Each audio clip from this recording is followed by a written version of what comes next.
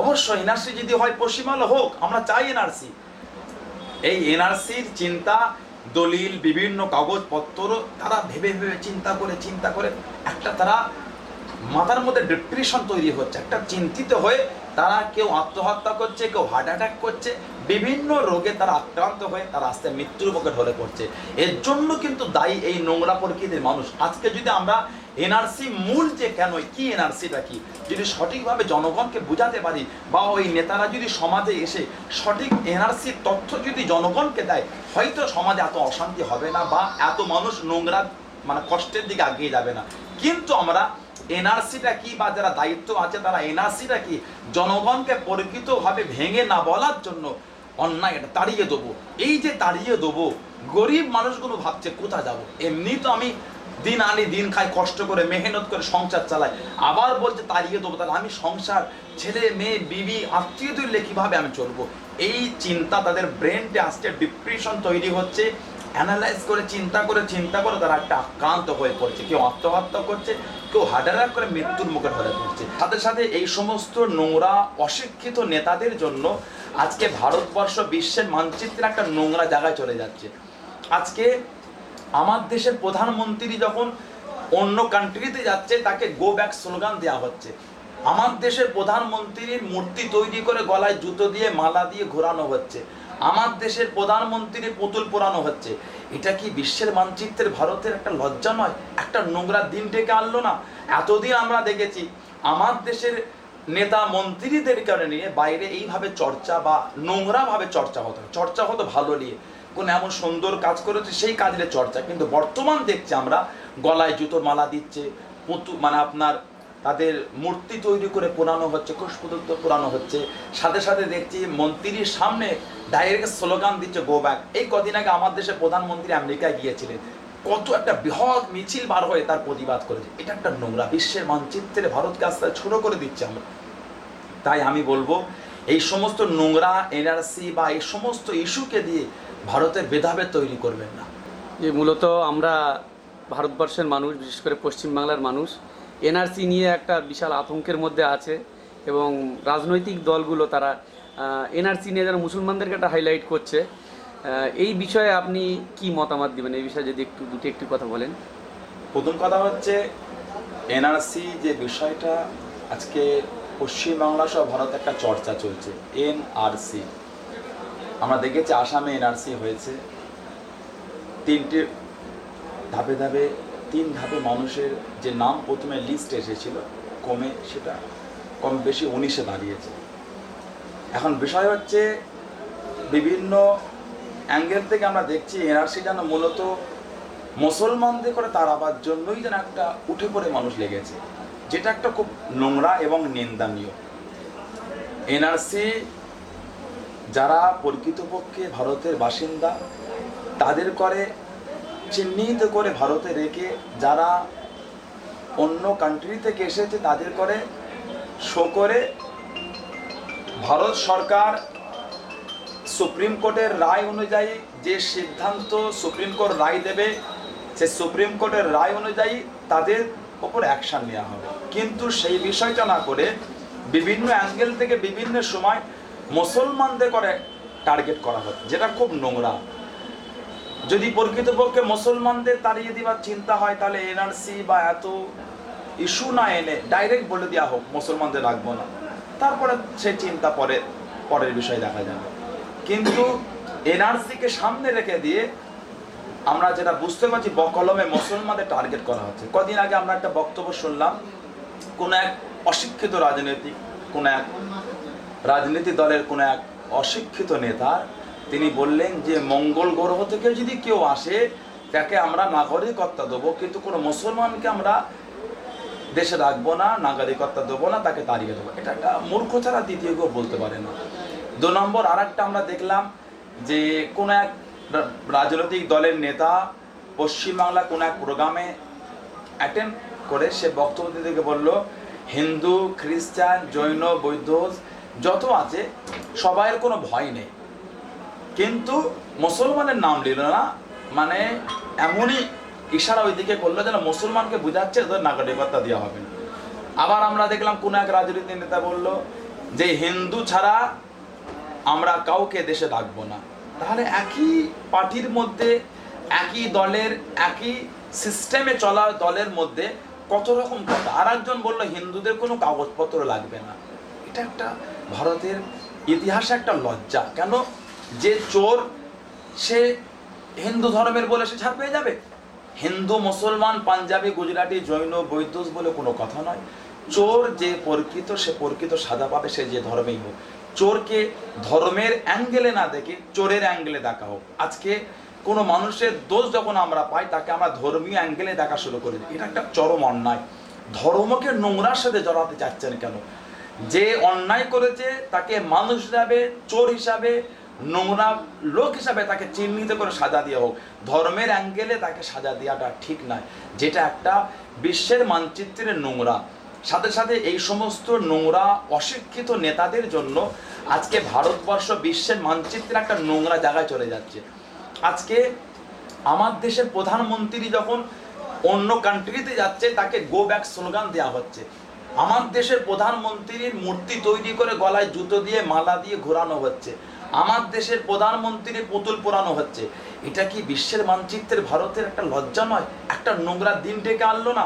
এতদিন আমরা দেখেছি আমার দেশের নেতা মন্ত্রীদের কারণে নিয়ে বাইরে এইভাবে চর্চা বা নোংরাভাবে চর্চা হতো ভালো নিয়ে, কোন এমন সুন্দর কাজ করেছে সেই কাজের চর্চা। কিন্তু বর্তমান দেখছি আমরা গলায় জুতোর মালা দিচ্ছে, মানে আপনার তাদের মূর্তি তৈরি করে পোড়ানো হচ্ছে, কুশপুতত্ব পোড়ানো হচ্ছে। সাথে সাথে দেখছি মন্ত্রীর সামনে ডাইরেক্ট স্লোগান দিচ্ছে গো ব্যাক। এই কদিন আগে আমার দেশের প্রধানমন্ত্রী আমেরিকায় গিয়েছিলেন, কত একটা বৃহৎ মিছিল বার হয়ে তার প্রতিবাদ করেছে। এটা একটা নোংরা, বিশ্বের মানচিত্রে ভারতকে আস্তে ছোট করে দিচ্ছে আমরা। তাই আমি বলবো এই সমস্ত নোংরা এনআরসি বা এই সমস্ত ইস্যুকে দিয়ে ভারতের ভেদাভেদ তৈরি করবেন না। অবশ্যই এনআরসি যদি হয় পশ্চিমবাংলা হোক, আমরা চাই এনআরসি। আমরা ইসলাম ধর্মে আমরা পড়েছি আমার রসুলকে আবু জেহেল কষ্ট দিবার জন্য একটা গর্ত খুলেছিল। জাহেলিয়াতের যুগে আমার রসুলকে আল্লাহ পাঠালেন, জাহেলিয়াত যুগকে আল্লাহ মুছে দিলেন। আবু জেহেল নবীকে দুঃখ দেবে বলে, কষ্ট দেবে বলে গর্ত করেছিল, কিন্তু ইতিহাস সাক্ষী দিচ্ছে আজও সে গর্তে আমার রসুল না আবু জেহেল নিজে পড়েছে। যারা আজকে মুসলমানদের ক্ষতি করার জন্য প্ল্যান করে ঘুরছে, আল্লাহ পাক হকের হাফেজ, ইন্না দীনা ইনদাল্লাহিল ইসলাম, আমরা দেখতে পাচ্ছি যে তারাই আস্তে আস্তে খারাপের দিকে এগিয়ে যাচ্ছে, বিপদগ্রস্ত তারা হচ্ছে। তাই বলি ধর্মীয় অ্যাঙ্গেলে নয়, দেশকে ডেভেলপ করার জন্য, উন্নত করার জন্য দেশের বাইরে থেকে যারা এসেছে তাদেরকে একদিকে চিহ্নিত করা হোক। তারপরে যদি নাগরিকত্ব দেওয়া হয়, তারপরে যদি তাদেরকে সিটিজেনশিপ দেওয়া হয়, সবাইকে দেওয়া হবে। সেটা সুপ্রিম কোর্টের রায় হিসাবে ভারতের যারা সরকারের ডিপার্টমেন্ট নিয়ে আছেন তারা সেটা বিবেচনা করবে। একটা সাধারণ নেতা এলাকায় বক্তৃতা দিয়ে একটা কোনো ধর্মীয়কে অ্যাঙ্গেল করে নোংরা ভাষা দুটো বলে দিল, কেন বলবে? এর দ্বারা সমাজ একটা অশান্তি তৈরি হচ্ছে।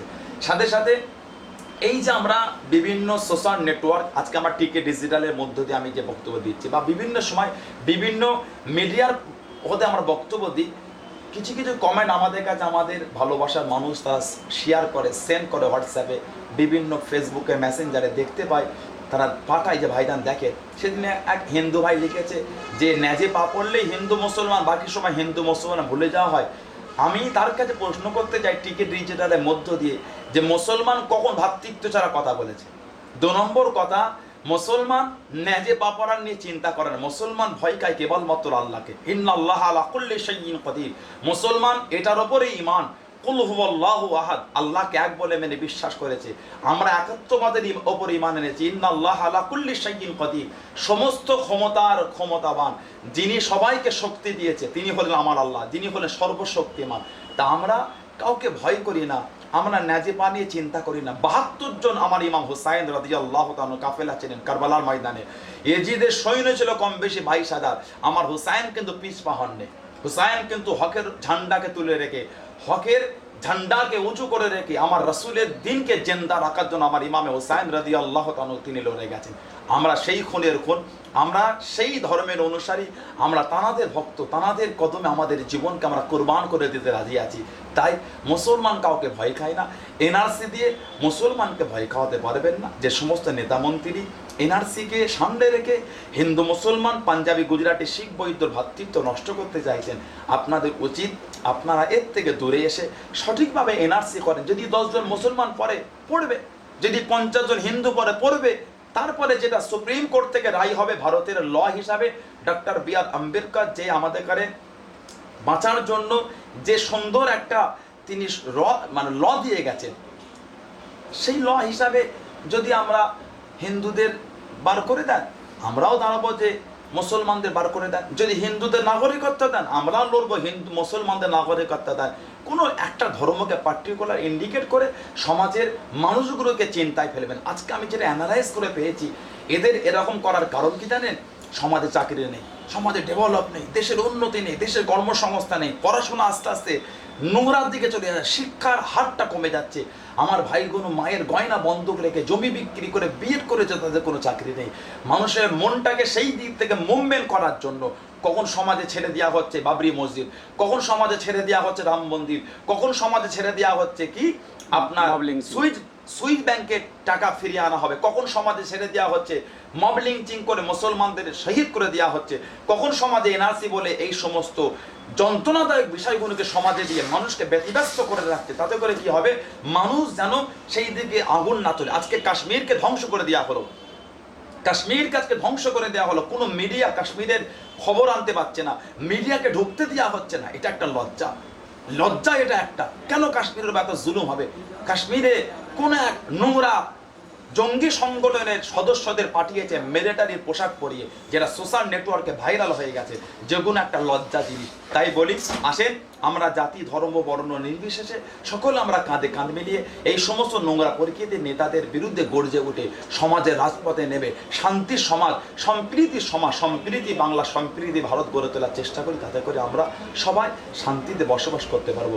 আল্লাহ পাকের কাছে এই দোয়া চাই, আল্লাহ বাংলায় হেফাজত করেন এবং জাতি ধর্ম বর্ণ নির্বিশেষে আল্লাহ সকলকে শান্তিতে বসবাসের তৌফিক দেন। সাথে সাথে বিশ্বের মুমিন মুসলমানদেরকে আল্লাহ পাক হেফাজত। বাংলায় যে বিশেষ করে 15 জনেরও অধিক মানুষ এনআরসি আতঙ্কে আত্মহত্যা করেছে, সেই সম্পর্কে আপনি কি বার্তা দিবেন? দেখেন, বাংলা বলে নয়, আমরা আসামও দেখেছিলাম, আসামও এই বাংলায় হয়নি, তার আগে হয়নি। আসলে আমি তো বললাম যে আজকে কিছু মানুষ আছে যারা দিন আনে দিন খায়, সকাল হলে বেরোয় তারা কর্ম খুঁজতে, সন্ধ্যেবেলায় কি বিকেলবেলা তারা কিছু অন্য মানে জোগাড়ের জন্য কিছু অর্থ জোগাড় করে বাজার থেকে অন্ন জোগাড় করে বাড়িতে এসে রান্না করে সেগুলো তারা আহার নিজের ক্ষুধাটাকে নিবারণ করার জন্য তারা এই সমস্ত মেহনত করে যায়। কিন্তু আজকে সেই সমস্ত মানুষের মাথায় এই যে একটা চিন্তা ঢুকিয়ে দেওয়া হচ্ছে 1970 সালের দলিল। দেখেন, অনেক গরিব মানুষ আজকে আমার বাংলা সহ ভারতে এমন অনেক মানুষ আছে মোবাইল ব্যবহার করে না, তারা সেই সমস্ত ওল্ড সিস্টেমের ওপর তারা বসবাস করছে। আজকে আমার অনেক ভারতের মানুষ আছে যারা প্লেনে কোনোদিন চাপে না, প্লেনের নাম শুনলে ভয় পায়, কিভাবে চলছে, কিভাবে ট্রেনে চাপে না। তারা আজকে আমার সমাজে অনেক ডাউনে পড়ে আছে। এই ডাউনে পড়ে থাকার জন্য দায়ী কিন্তু সরকার। আমরা দেখেছি কিছু কিছু জায়গায় রাস্তা নষ্ট হয় না, তারপর আবার রাস্তা করা হচ্ছে, আমরা দেখেছি। কিন্তু যেই রাস্তাগুলো ধ্বংস হয়ে গেল, হেঁটে চলতে গেলে কষ্ট হয়, মানুষ ঠক্করকে পড়ে, সেই রাস্তাগুলো তাদের নজর নেই। তাই ওই সমস্ত গ্রাম, ওই সমস্ত এলাকা ডেভেলপ না হবার কারণ একটা, আমার দেশে যারা সরকারি দায়িত্ব নিয়ে সমাজে চলাফেরা করছে, সমাজের কাজ হবে কি করে? 100 টাকা যদি বাজেট পেশ করা হয়, 90 টাকা যদি নেতাদের যদি দিতে হয়, ওই আপনার যিনি কন্ট্যাক্ট নিয়েছেন প্রমোটার, উনি 10টা টাকা দিয়ে কাজটা করবে কি করে? কাজটা তো 100 টাকার কাজ, 90 টাকা তো এই সমস্ত অসৎ চরিত্র নেতারা খেয়ে নিচ্ছে। তাই বলি, এই এনআরসির চিন্তা, দলিল, বিভিন্ন কাগজপত্র তারা ভেবে চিন্তা করে একটা তারা মাথার মধ্যে ডিপ্রেশন তৈরি হচ্ছে, একটা চিন্তিত হয়ে তারা কেউ আত্মহত্যা করছে, কেউ হার্ট অ্যাটাক করছে, বিভিন্ন রোগে তারা আক্রান্ত হয়ে তারা আস্তে মৃত্যুর মুখে ঢলে পড়ছে। এর জন্য কিন্তু দায়ী এই নোংরা প্রকৃতির মানুষ। আজকে যদি আমরা এনআরসি মূল যে কেন, কি এনআরসিটা কি, যদি সঠিকভাবে জনগণকে বোঝাতে পারি, বা ওই নেতারা যদি সমাজে এসে সঠিক এনআরসির তথ্য যদি জনগণকে দেয়, হয়তো সমাজে এত অশান্তি হবে না, বা এত মানুষ নোংরা মানে কষ্টের দিকে এগিয়ে যাবে না।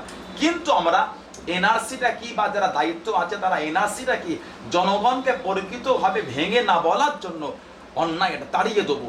এই যে তাড়িয়ে দেবো, গরিব মানুষগুলো ভাবছে কোথায় যাব, এমনি তো আমি দিন আনি দিন খাই, কষ্ট করে মেহনত করে সংসার চালাই, আবার বলছে তাড়িয়ে দেবো, তাহলে আমি সংসার, ছেলে মেয়ে, বিবি, আত্মীয় তুললে কিভাবে আমি চলবো? এই চিন্তা তাদের ব্রেনটে আসছে, ডিপ্রেশন তৈরি হচ্ছে। অ্যানালাইজ করে চিন্তা করে তারা একটা আক্রান্ত হয়ে পড়ছে, কেউ আত্মহত্যা করছে, কেউ হার্ট অ্যাটাক করে মৃত্যুর মুখে ঢলে পড়ছে। কারণ হচ্ছে এটা আমি বলবো ওই সমস্ত নেতা মন্ত্রী সরকারি মহোদয় যারা লোক আছেন তাদের উচিত মানুষকে সঠিকভাবে তথ্যটা দেন, যাতে করে সমাজের মানুষ কষ্টের দিকে না গিয়ে যায়। এটা আমি তাদেরকে এর জন্য এই যে আজ আত্মহত্যা করছে, এর জন্য কি রাজনৈতিক নেতারাই দায়ী বলা যেতে পারে? অবশ্যই। কেন? তারা এমন এমন বক্তব্য দিচ্ছে সমাজে, এমন নোংরা ভাষায়, এমন কর্কশ ভাষায়, এমন দাদাগিরিভাবে বক্তব্য দিচ্ছে, মানে কমজোর মানুষগুলো আরো কমজোর হয়ে যাচ্ছে। দিনের পর দিন বিডিওতে যাচ্ছে, দিনের পর দিন সমস্ত সরকারি ডিপার্টমেন্টে যাচ্ছে দলিলপত্র তোলার জন্য। লম্বা লাইন, ভিড়, একদিন দুদিন 5 দিন যখন তার নম্বর আসছে না, সে একটা চিন্তিত হয়ে পড়ছে, খাওয়া দাওয়া বন্ধ করে দিচ্ছে। এর কারণ তো এটাই, যদি মানুষকে সঠিকভাবে তথ্যটা দেওয়া হয়, হয়তো মানুষ এতটা চিন্তিত হয়ে পড়বে না। আমি যেটা ভেবে উঠেছি বা আমি যেটা চিন্তা করে পেয়েছি, তাই সমাজের জনগণকে সুন্দরভাবে বার্তাটা, এনআরসি হোক, এনআরসি কোনো এমন কোনো জিনিস নয়, ক্যান্সার নয় যে লোক মারা যাবে, এনআরসি এমন কোনো কঠিন রোগ নয় যে মানুষ মারা যাবে, কিন্তু মানুষকে এনআরসি এমন একটা ভাবে ভাবিয়ে দেওয়া হচ্ছে যেন ক্যান্সারের থেকেও যেন আরো কঠিন এনআরসি। এই জন্যই তো মানুষ এটা আক্রান্ত হয়ে যাচ্ছে। এটা খুব নোংরা জিনিস, এটা বন্ধ করতে হবে।